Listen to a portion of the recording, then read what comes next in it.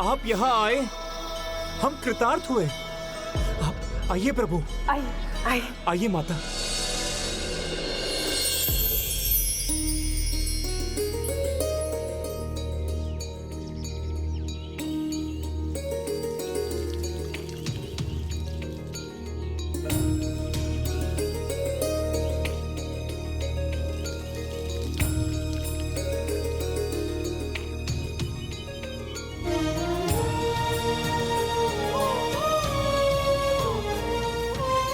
माता,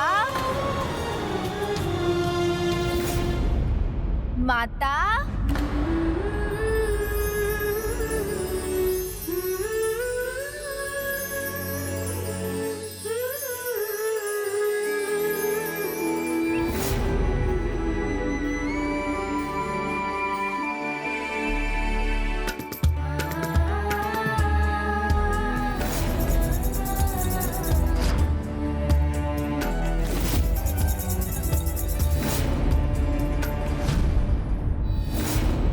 इस प्रकार समय बीतता गया और देवी पार्वती त्रिसंध्या क्षेत्र में प्रभु महागणाधिपति जी के जन्म की प्रतीक्षा में व्याकुल हो रही थी।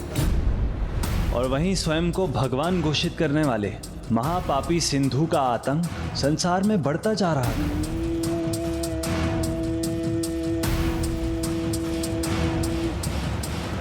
हे ऋषि, चलो झुको भगवान सिंधु के सामने।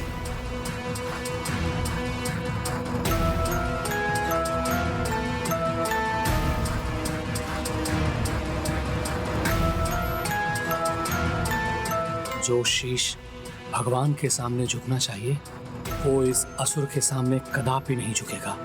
मूर्ख ऋषि,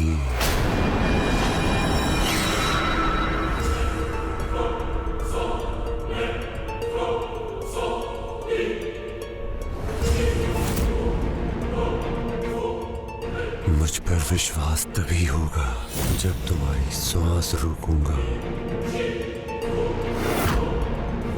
कांपो मत, भगवान सिंधु सभी को उचित प्रसाद देते हैं। लेकर जाओ, जिसने भी ओम सिंधु सराय का जाप नहीं किया उसे मिलेगा प्रसाद, और उससे भी पेट नहीं भरा तो डाल दो। ऋषिवर, ऋषिवर, उठिए, उठिए ऋषिवर, उठिए, संभालिए। प्रणाम ऋषिवर। ऋषिवर, आपको उस दुष्ट के आतंक से मुक्ति मिल गई। हाँ गुरुदेव, और दंड भी, शेष जीवन त्रिसंध्या क्षेत्र में बिताने का दंड। प्रभु महादेव और माता पार्वती के आगमन से त्रिसंध्या क्षेत्र भी स्वर्ग समान हो गया है।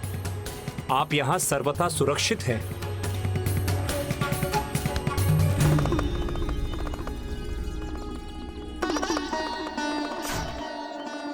प्रणाम प्रभु। प्रणाम, प्रणाम देवी अहिल्या।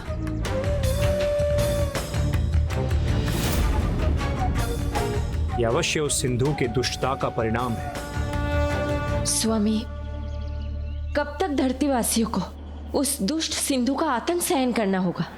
कब आएंगे हमारे रक्षक हम सबकी रक्षा करने के लिए? माता, प्रभु परम श्री कृष्ण ने मुझे यही आशीष दिया था कि मेरे त्रिसंध्या क्षेत्र आने पर स्वयं परम ब्रह्म महागणाधिपति मेरे पुत्र के रूप में आएंगे और वो सिंधु का आतंक ही नहीं उसका भी अंत करेंगे। किंतु इतना समय हो गया, पता नहीं प्रभु के मन में क्या है, वो अपना ये आशीष कैसे पूर्ण करेंगे।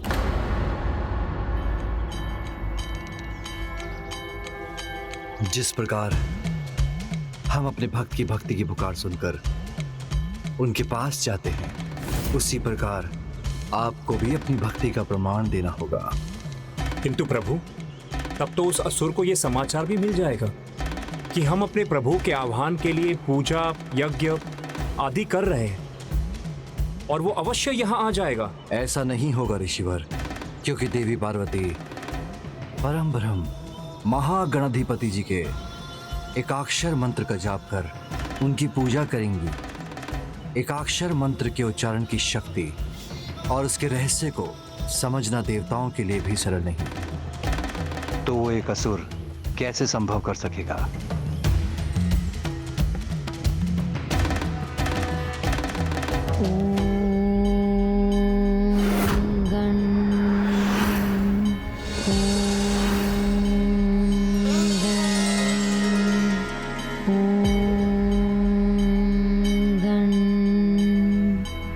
एक और देवी पार्वती निरंतर जाप में लीन थी, तो दूसरी ओर देवी अहिल्या देवी पार्वती का ध्यान रख रही थी, और ऐसा 12 वर्षों तक चलता रहा।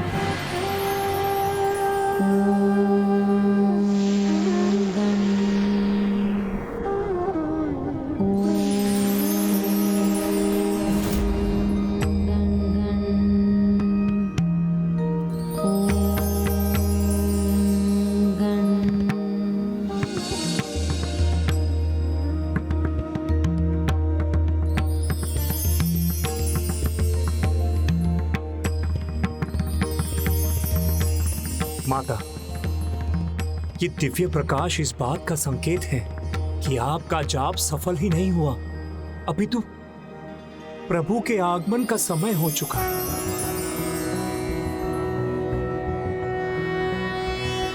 नमस्ते ब्रह्म रूपाय विष्णु रूपाय ते नमः। नमस्ते रुद्र रूपाय करि रूपाय ते नमः। विश्वरूप स्वरूपाय नमस्ते ब्रह्मचारिणे। भक्त प्रियाय देवाय नमस्तुभ्यं विनायक। ओम सिद्धि बुद्धि सहिताय महागणपतये नमः।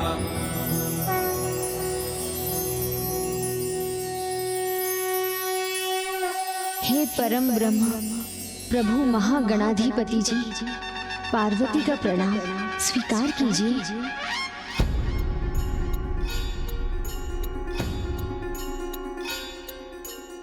आज आप मेरा प्रणाम स्वीकार कीजिए, क्योंकि एक पुत्र का अपनी माता को आशीर्वाद देना शोभा नहीं देता। समय आ गया है कि मैं आपके पुत्र रूप में आपकी ममता का आनंद लूं।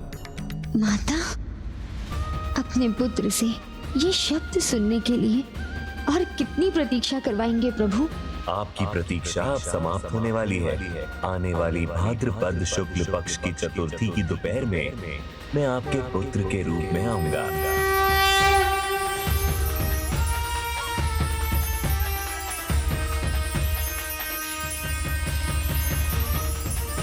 आने वाली भाद्रपद शुक्ल पक्ष की चतुर्थी की दोपहर में मैं आपके पुत्र के रूप में आऊंगा।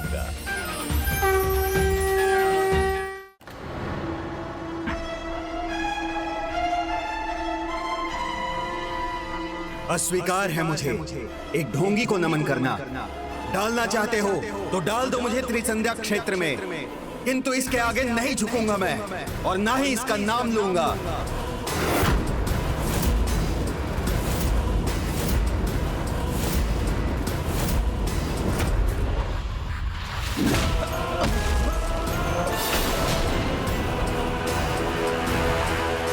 चाहे तुम कुछ भी कर लो, मैं नहीं झुकूंगा। नष्ट होगा, कष्ट मिलेगा तो भ्रम नष्ट होगा। जानोगे, मानोगे, भगवान मुझे।